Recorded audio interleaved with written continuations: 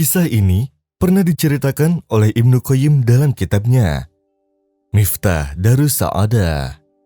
Saat itu, Ibnu Qayyim duduk di bawah naungan pohon. Seketika, ia melihat seekor semut kecil berjalan di sampingnya hingga mendekati sebuah sayap belalang. Semut kecil itu ingin membawanya sendiri. Tetapi, ia kesulitan karena sayap belalang itu sangat berat. Semut kecil itu pun mencari bantuan dengan mendatangi kampung semut di bawah tanah. Saat ia datang bersama segerombolan semut yang banyak, Ibnu Qayyim mengangkat sayap itu. Maka semua semut keheranan. Segerombolan semut itu pulang ke kampungnya. Tinggal si semut kecil itu yang masih mencari-cari di mana sayap itu. Di saat semut itu mencari-cari, Ibnu Qayyim menaruh kembali sayap itu. Semut kecil itu pun kembali lagi ke kelompoknya. Tetapi yang keluar lebih sedikit dari sebelumnya. Saat semua semut itu datang lagi, Ibnu Qayyim mengambil lagi sayap itu.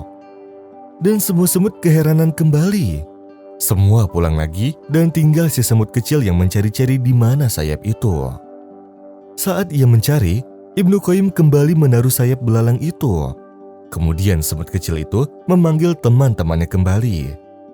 Tetapi jauh lebih sedikit yang datang daripada yang sebelumnya. Saat semuanya datang kembali, Ibnu Qayyim mengambil sayap belalang itu kembali. Maka terlihat bahwa semut-semut itu marah, hingga mereka menyerbu semut kecil itu hingga tewas. Saat semut kecil itu tewas, Ibnu Qayyim menaruh kembali sayap belalang itu. Dan terlihat adanya penyesalan pada diri segerombolan semut-semut itu. Ibnu Qayyim sangat tertegun dan bersedih. Lalu ia pergi mendatangi Ibnu Taimiyah dan menceritakan kisahnya tersebut. Ibnu Taimiyah berkata padanya, "Untukmu, semoga Allah mengampunimu, dan janganlah mengulanginya lagi. Dan untuk apa yang kamu ceritakan tadi? Maha suci zat yang telah mengajarkan kepada seekor semut akan balasan sebuah kebohongan dan jeleknya sifat bohong. Sampai-sampai serangga kecil ini mengingkari sifat buruk. Mereka pun menghukum pelakunya, juga menjunjung sifat-sifat terpuji.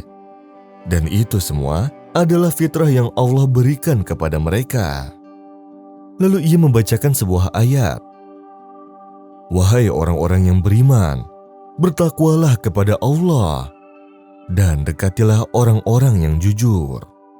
Innal muslimina wal muslimati wal mu'minina wal mu'minati wal qanitina wal qanitati was sadiqina was sadiqati was sabirina was sabirati wal khashi'ina wal khashi'ati wal mutasaddiqina wal mutasaddiqat والصائمين والصائمات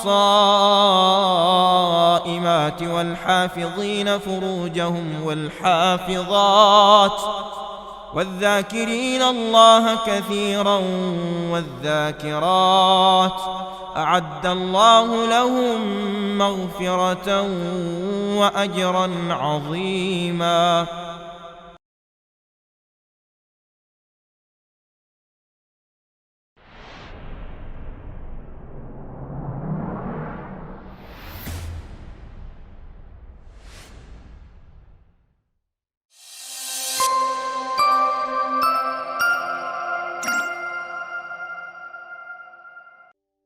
Setelah masalahnya dengan Namrud telah selesai, serta membawa kemenangan, Nabi Ibrahim alaihissalam meminta kepada Allah untuk memperlihatkan kepadanya bagaimana caranya untuk menghidupkan yang mati, agar keyakinannya bertambah dari ilmu yakun ke ainul yakin.